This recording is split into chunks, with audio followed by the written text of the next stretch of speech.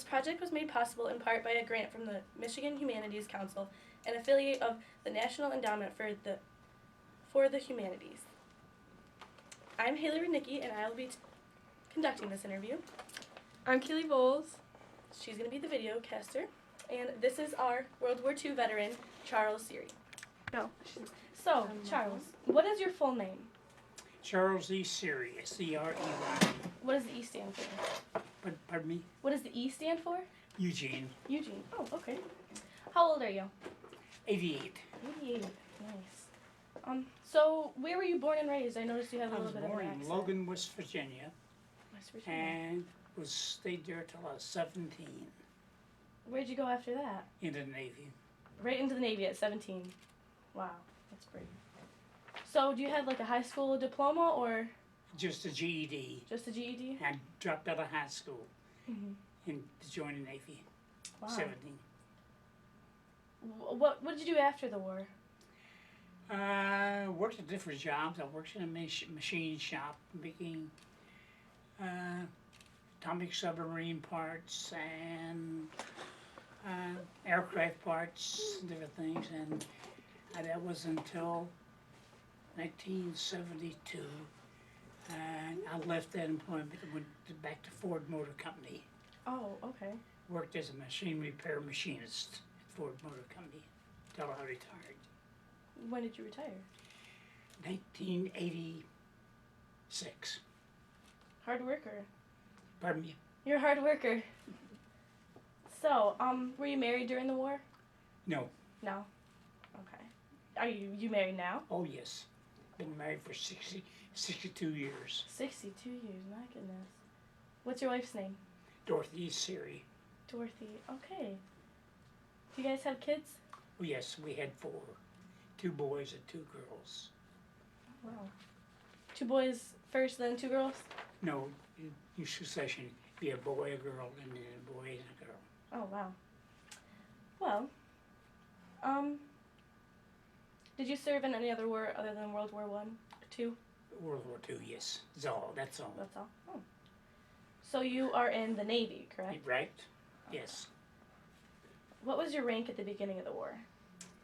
AS, as an apprentice seaman. And you go into the Navy as apprentice seaman. That's all.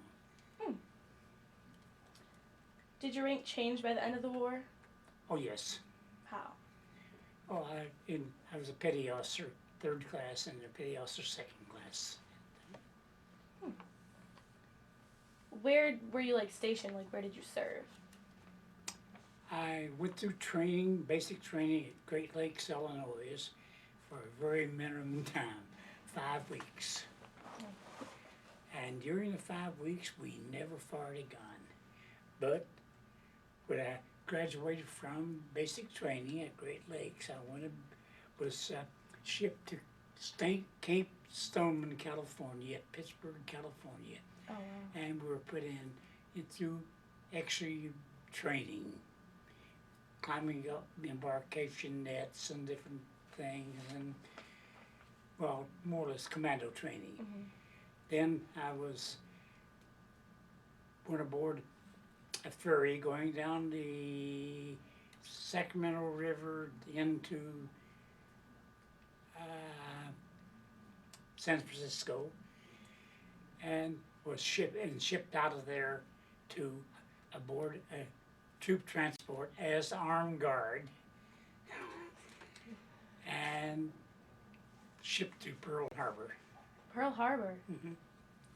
Oh, wow. When I got to Pearl Harbor, most battleships were still on the bottom of the bay, had been hit, and I was put to work sandbagging buildings of all things. I think they thought at that time we were in danger of imminent attack, Mm-hmm. and my duties at the time while I was waiting for a ship's assignment, I was put busy helping sandbag buildings from machine gun places, everything on top of buildings.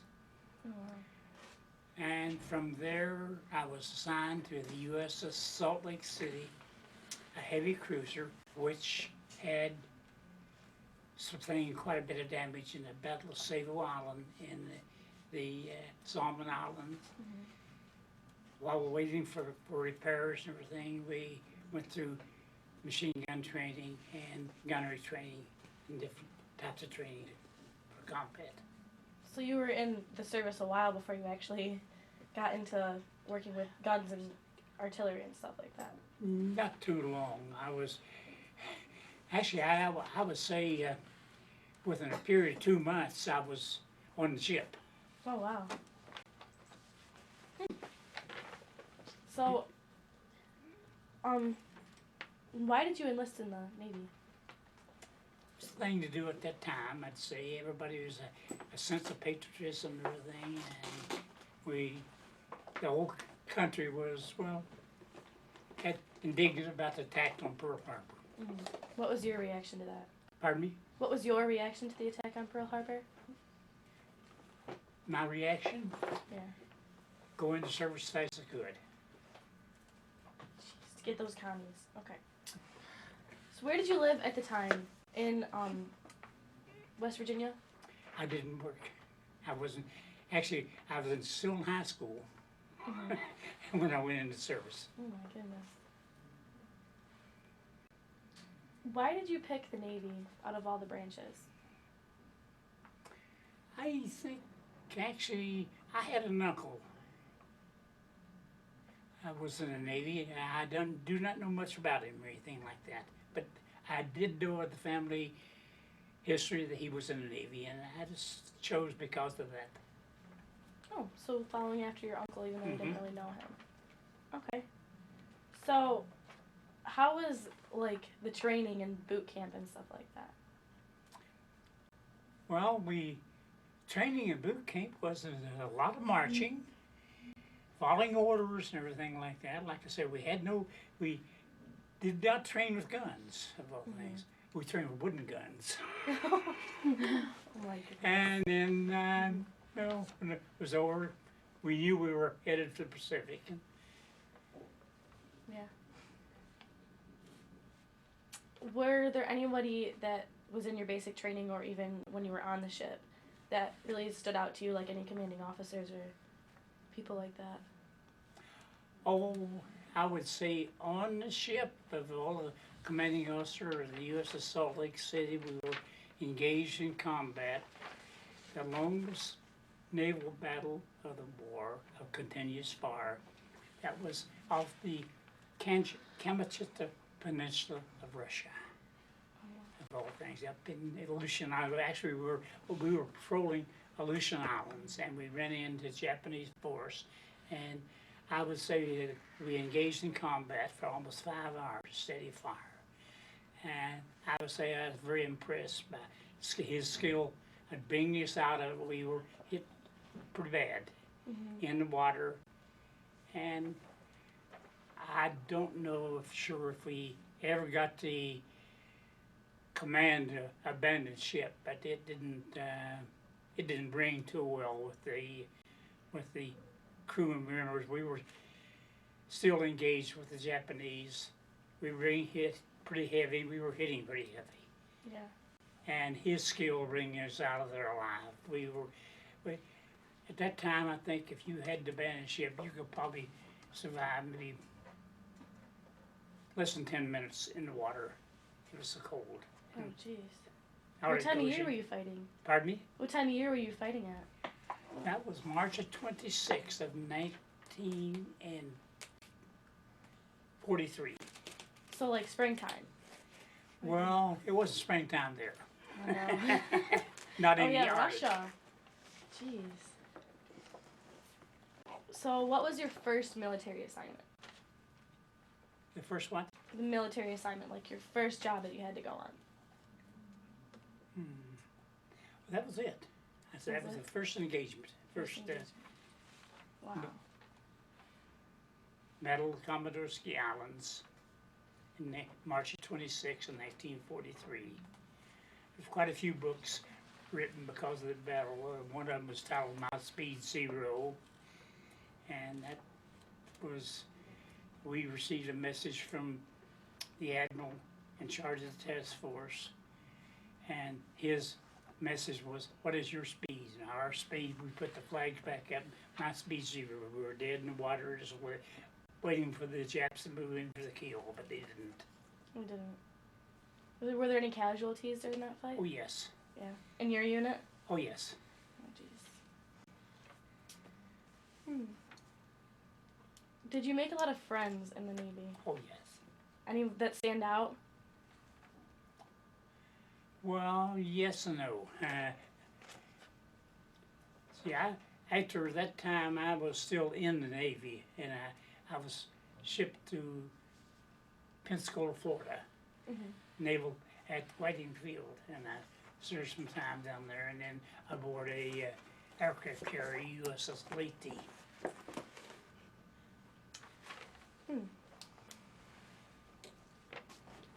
Were there any like comical situations that happened as part of your war experience?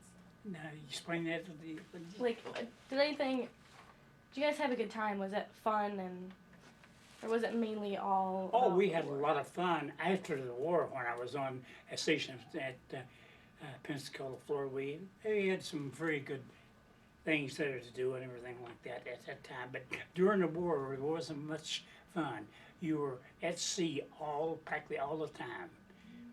We on this destroyer, I put the destroyer in commission December of 43, I think it was. We took the destroyer out for our shakedown cruise, and then immediately went to, I think, the Caroline Islands in the Pacific. And for the invasions there, and then we was all over the all over the South Pacific, New Guinea, South Antini, and Guam, Philippine Islands, Iwo Jima. So you've been all over the place. And then we invaded Okinawa. Your unit invaded Okinawa? Pardon me? Your unit invaded Okinawa? Oh, yes, we did. I was there April 1st of 1945. We bombarded the shore of Okinawa, and the troops were ashore there.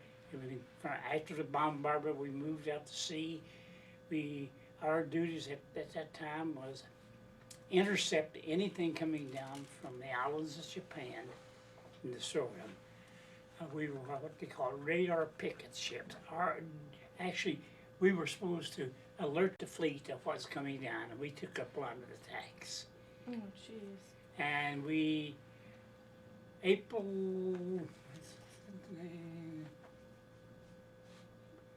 12th of 1945, the day that President Roosevelt died, we were hit by a kamikaze. We fired on him, tried to knock him down. We couldn't knock him down. He hit the ship and killed. I think we only had suffered one casualty killed at that time. From a kamikaze attack? Oh, yes. And we had, about 66 people were wounded by the bomb in a plane exploding over top of the ship at foremast. Were you ever wounded during the war? Yes, I was. What happened? Another kamikaze. Kamikaze? We were hit twice on this destroyer I was on, Oh my goodness. which is now a National Historical Landmark in Boston, Massachusetts, right alongside of Warrenside. What happened to you? When the plane hit there, he knocked our fire rooms out, the engine room, and I think we had suffered 32 people killed, and about 75 of us were wounded by shrapnel and exploding bomb. Like, how long did it take you to heal? Pardon me? How long did it take you personally to heal? To heal? It didn't take too awful long. They put me aboard a hospital ship. I think it was a Navy tender. It was being used as a hospital ship for the casualties from these suicide attacks. And I was on there. The ship was completely loaded with casualties. Yeah. And I was on there probably maybe a week, and sent back to my ship. It was at Anchorage in Kermaretto at Okinawa. and they were trying to get her where we could get back to the States. And What happened? Did you like break a leg or? Oh no, I got shrapnel wounds in the ankle, leg, and jeez. back, and I was on a machine gun and strapped in. And when I looked down, my shoes were full of blood. Oh my goodness! And It probably happened really fast. everything happened fast. I was firing at the plane. You were firing at the plane. Oh yes. Jeez. I can't even imagine. So, how did you stay in touch with your family back in the States during the war? Well, of course, there's no telephones, no telephones. no communication whatsoever except mail. Just mail? How long did it take for like a letter to get back and forth? Well, I'll give you an example. Sometimes it take maybe a couple months. Well, in 1943, I think it was, some young girl in my hometown sent me a package, cookies, things like that. Oh. And I received the package in 1944, about a year later, because we were moving all the time and trying to catch up with us. How were the cookies by that time? Well, they were inedible. Not edible. What was the food like on the ship? Oh, just basic food. It was enough to sustain you and everything like that. You had nothing, no luxuries or anything like that. Like mashed potatoes. Well, a lot of food we got from Australia at the time, because we were in the South Pacific, which was pretty close to Australia. And all our provisions were taken at sea. We were provisioned at sea, ammunition and supplies. So you had a good amount of supplies. You guys were never short. Oh yeah, no, we had nothing short. Only thing that bread would have a few weevils in it there, and you didn't eat it as though, but you had enough of everything else. Well, that's good. How was the stress during the war? How did you handle that? Tell you the truth, I just don't remember any stress. You don't? I do not. Just did what you had to do?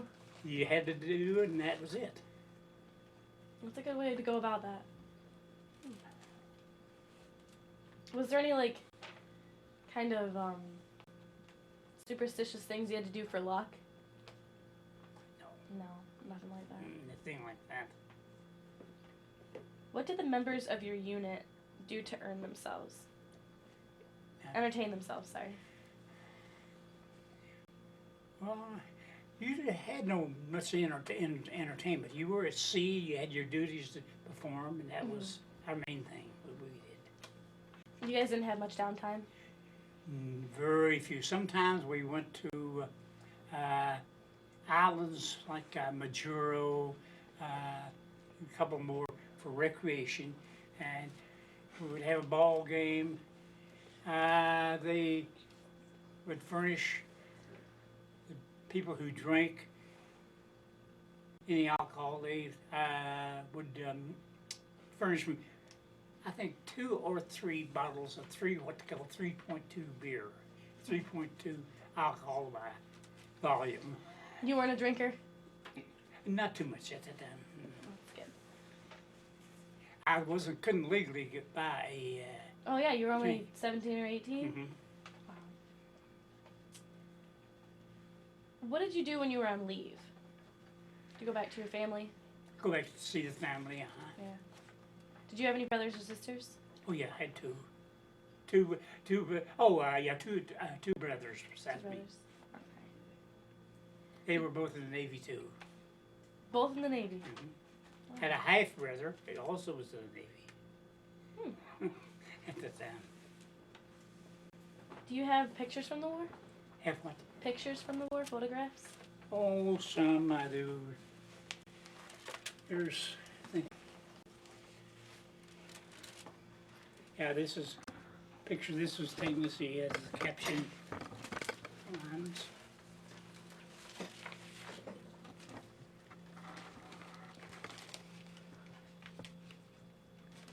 Oh wow.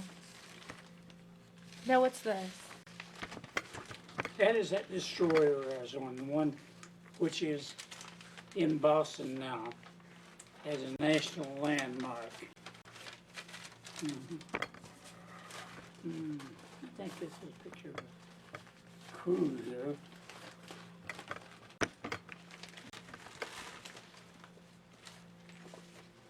That's a picture of the gunnery crew aboard the ship at the time. I think that was about in 1944. Which one is you? Right here? This is white head. In the back? Wow. Did you have were any of these guys, like, did you get really close with any of them? Oh yeah, I knew all we kept in touch after the war. In fact, I followed the careers quite a bit after the war. One of the guys there, he went into the Marine Corps of all things, and then after his Navy, he actually was from California, someplace in California. Then he came out and he joined the Los Angeles Police Department. And he's had his career He became a police officer. Nice. in LA. So what about your Purple Heart? When did you receive that? 1945. That would be, once I was wounded, July the 30th of 1945. July the 30th. Wow. Well, these were the The other medals? so a few of them. Yeah, this is a Purple Heart. I think this is Navy unit commendation. So I received two Navy unit commendations. That is the Asiatic Pacific campaign ribbon with 10 battle stars. 10 battle stars. Wow, so you were in a lot of stuff. Oh yeah. Jeez. This, let's see. American area, I have them all listed there someplace. There's a. Oh, right here? American Yeah, Area that's it, Campaign yeah, medals? yeah, that's him right there, yeah. And then a Philippine Liberation Medal? Which one's that? That Philippine Liberation with two battle stars, Right here? Lady Gulf and Mindanao. Wow. What about these medals? I don't remember what they are. Let's see, probably a victory medal or something. Yeah, a victory medal. I think, yeah, this is Asiatic Pacific campaign medal here. I think it's on the back of them. 1941 and 1945. World War II.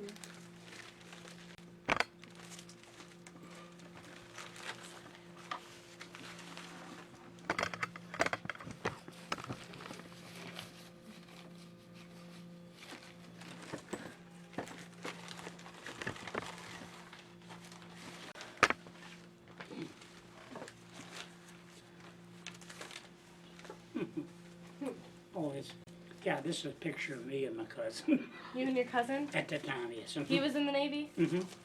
Now, is that one you right here? That's me there, yeah. That picture was taken probably in 1945. Wow, so you were 19? At that time, yes. Oh, wow.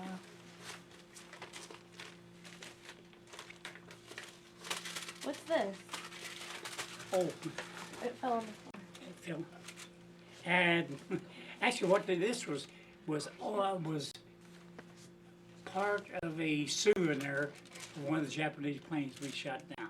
Yeah? That was called a self-sealing gas tank. It was a piece of like a foam rubber that was attached to this, and someone on the ship had got a hold of the plane, the gas tank when we shot him down, and they had divided up in pieces there and put the little tag on there.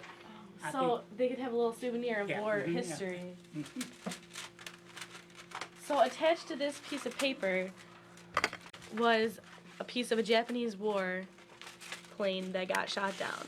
on March 27th, 1945. Wow, that's really cool. So, did you keep any kind of personal diary during the war, or no? No. Do you remember the day the war ended? Oh, yes. What? We were on our way back.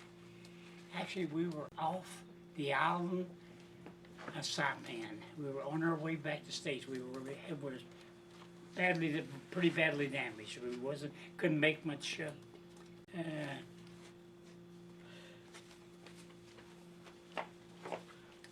headway, of course, Mm-hmm. because one engine room was out and one fire room, and so we were actually coming slow coming back to the States. Yeah. But did you hear it on a radio? Well, we had no radios, No radio. Then? except the ship's radios, you know, the communication use, but they had the PA system which they let us know that the war was over then. What you guys want? Mhm. How is that? 16 days before the war was over, I was hit and sent back. Oh my goodness. Sent back to the States? Well, I came back on the ship, you know. We brought it back in the ship and back into Long Beach, California. Did you guys celebrate once you finally heard the news? No. No celebration at all? No celebration. Just happy to get home to your family. Happy, that's right. Happy to get home. Oh wow. Because we had been out there for almost 2 years Jeez. without him coming back, you know, to the States. I was on the first ship to Salt Lake City. We were hit, and we came back to the States, and then we were discharged from the Salt Lake City onto what they call new construction, putting this destroyer in commission. About half the crew of the Salt Lake City were in commission. Wow. Did you receive any support from the GI Bill? Any support from what? The GI Bill? No, I didn't continue school at the time. I went in with the work course. Oh yeah, straight to work. How was your trip back home after the war? Did people treat you differently? Oh yeah, we saw no reaction from people. Hardly, they were pretty good. Yes, Pretty good. because you have to remember at that time, say on the West Coast in California, that there was thousands and thousands of servicemen coming back at that time. It was just, you joined the flow, let's say. Mm-hmm.